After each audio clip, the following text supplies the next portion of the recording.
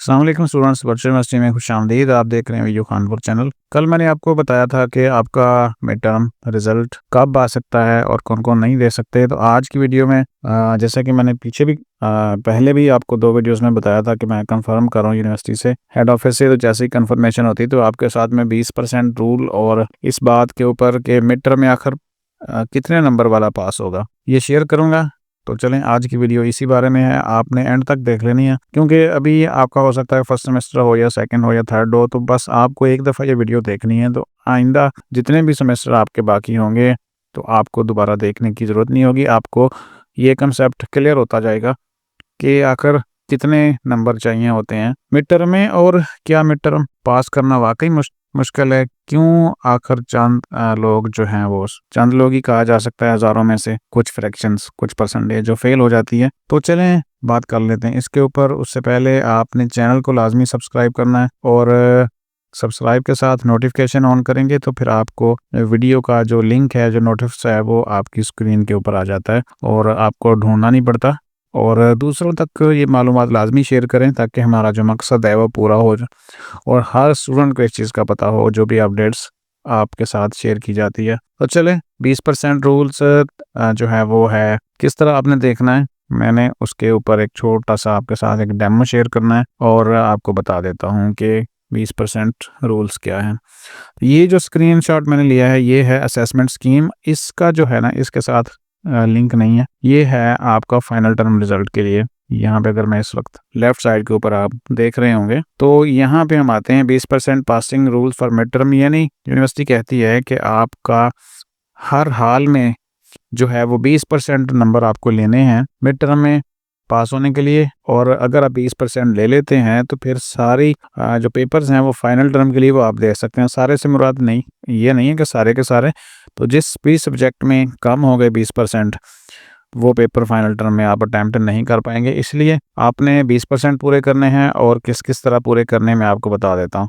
अच्छा, यहाँ पे कुछ चीज़ें ये वाला जो परसेंटेज, चलें इस तरफ से शुरू करते हैं कि हमारी जो एक्टिविटीज़ हैं वो कितनी होती हैं मिड टर्म तक। सेमेस्टर एक्टिविटीज़ एक तो ये 4 होती हैं। एक तो असाइनमेंट्स हैं, क्विज़ हैं, जीडीबी है, मिड टर्म है, और वैसे जो रिज़ल्ट बनता है वो 4%, जहाँ पे जैसे लिखा हुआ है 4% है, 4% क्विज़ और जीडीबी 2%, 30% का मिड, ये फाइनल टर्म के लिए है। ये वाला कॉलम मैं यहाँ से कर देता हूँ डिलीट। ठीक है, अब नंबर ऑफ़ एक्टिविटीज़ कितनी है तो थोड़ा सा और सिंपल कर लेते हैं यहाँ पे। अब मैं इसको भी डिलीट कर देता हूँ। ये जो मैंने अब 10 मार्क्स लिखे हैं ना, ये मैं डिलीट कर रहा हूँ ताकि आपको ज़्यादा कन्फ्यूजन ना हो। अब यहाँ पे देखें, असाइनमेंट्स क्विज़ होंगे और उसके बाद जीडीबी है, उसके बाद मिड टर्म है।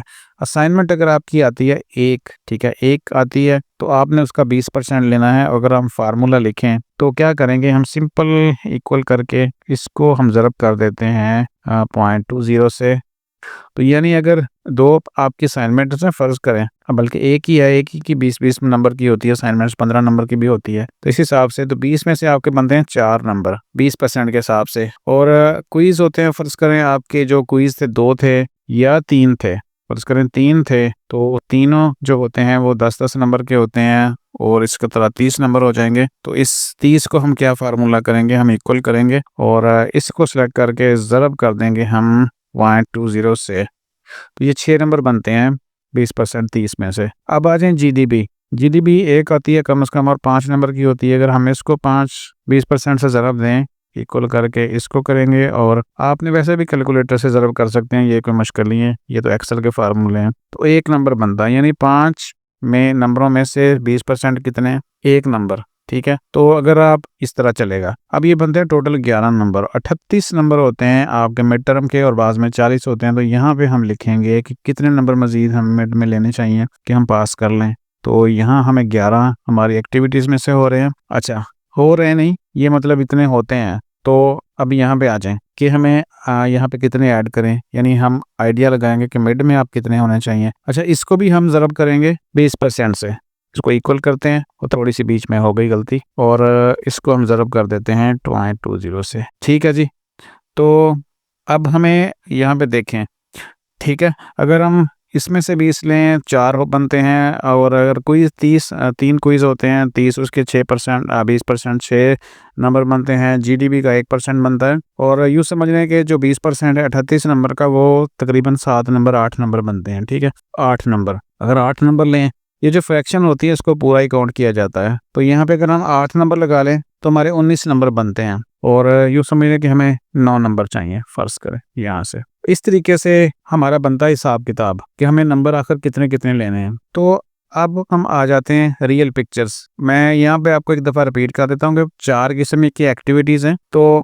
Assignment, quiz, GDB, mid term, और फिर नंबर ऑफ़ एक्टिविटीज़ का मतलब है कि असाइनमेंट 1 आती है, 2 आती हैं, बाद में आप देखेंगे कि 2-2 भी होंगी। अगर 2 होंगी और ये 40 नंबर की हो जाएगी तो फ्रैक्शन उतनी बननी है आपकी। तो अब हम देखेंगे कि हमें आते कितने हैं, यानी रियल पिक्चर में हम एक एलएमएस ओपन कर लेते हैं और फिर आप देख लेते हैं कि आप भी इसी तरीके से कैलकुलेट कर सकते हैं। वीयू एलएमएस ओपन करेंगे और आप चेक कर लेंगे, एक आइडिया आपको हो जाएगा कि आपने अब तक, ये एक एलएमएस है, हम देख लेते हैं एक सब्जेक्ट में कि अब तक कितने आ चुके हैं नंबर। इसको स्किप कर देते हैं। अच्छा जी, असाइनमेंट्स हैं हमारी, ये 15 नंबर आ चुके हैं, अब 10 हम कर चुके हैं 15। अच्छा जी, अब मज़ीद दूसरी एक्टिविटीज़ चेक कर लेते हैं असाइनमेंट्स के अलावा। क्विज़ यहाँ पे 2 थे, यानी 20 नंबर के थे, लेकिन उसमें दोनों में 11 नंबर आए हैं। ठीक है जी, ये अब 10 में लिख रहा हूँ।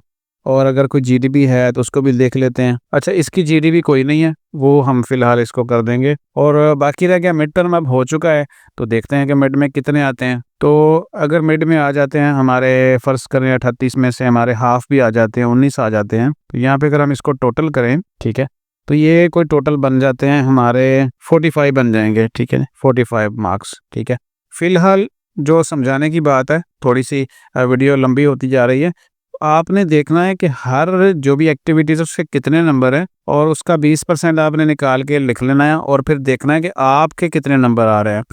ये तो थे हमें रिक्वायर्ड हैं पास होने के लिए, ये सारा फैक्टर जो है। इस तरफ मैं इसको थोड़ा सा कर देता हूँ ग्रीन या येलो कर देता हूँ। अच्छा, इसको मैं कर देता हूँ, ये जो येलो वाला कॉलम है ना, ठीक है, इसमें जो नंबर मैंने लिखे हैं वो आपको चाहिए पास होने के लिए, और ये जो वाला है ग्रीन, इसको कर देते हैं ग्रीन, और ग्रीन में जो नंबर्स होंगे वो आपके एक्चुअल होंगे। तो यहाँ पे एक तो चीज़ क्लियर होगी कि मिड टर्म में पास होना कोई मुश्किल नहीं है। अब आ जाती हैं चीज़ें, क्या आपकी अगर असाइनमेंट्स में, फ़र्ज़ करें असाइनमेंट में आपका 0 आ गया, तो और क्विज़ भी आपके अच्छे नहीं हुए, उसमें भी कम नंबर आए हैं, तो फिर क्या होगा? फिर आपको जो है मिड टर्म एग्ज़ाम है उसमें आपको पूरी करनी पड़ेंगी। फिर हम यहाँ पे 13 करते हैं। ठीक है, यानी कोई भी है, अगर एक एक्टिविटीज़ में आपके कम आते हैं तो फिर आपको दूसरी एक्टिविटीज़ में ज़्यादा करके पूरे करने होंगे। इस तरीके से चलेगा। फ़र्ज़ करें असाइनमेंट में ज़्यादा आ जाते हैं, क्विज़ में कम आते हैं, तो फिर असल में जो मेन चीज़ है वो ये है कि इन सब को मिला के आपके नंबर 20% बनने हैं। हम यहाँ पे परसेंटेज उसकी निकाल रहे हैं, तो 20% ये आप इस तरह बनता है। अब ये चीज़ आपके लिए क्लियर हो जाएगी कि मिड टर्म में पास होना कोई मुश्किल नहीं है, लेकिन ज़रूरत है कि कोई भी असाइनमेंट ना छोड़ें, क्योंकि यहाँ पे देखें तो एक नंबर का बड़ा फ़र्क पड़ता है। अगर हम यहाँ पे निकाल दें जीडीपी का एक नंबर, ये 19 हो जाते हैं, और ये हमें 19% पे ले जाता है, और नतीजा क्या निकल सकता है कि वो हमारा सब्जेक्ट फेल हो सकता है, छोटी सी गलती की वजह से। क्विज़ अच्छे करें और जो जीडीपी है उसको भी आप कम ना समझें, उसका एक नंबर भी आपको पास फेल करवा सकता है। तो पास होना मुश्किल नहीं है मिड टर्म में। वीडियो यहाँ पे ख़त्म कर रहा हूँ। कुछ ना समझ आया हो तो फिर कमेंट्स आप कीजिएगा, इंशाल्लाह रिप्लाई कर देंगे। अपना ख्याल रखिएगा। अल्लाह हाफ़िज़।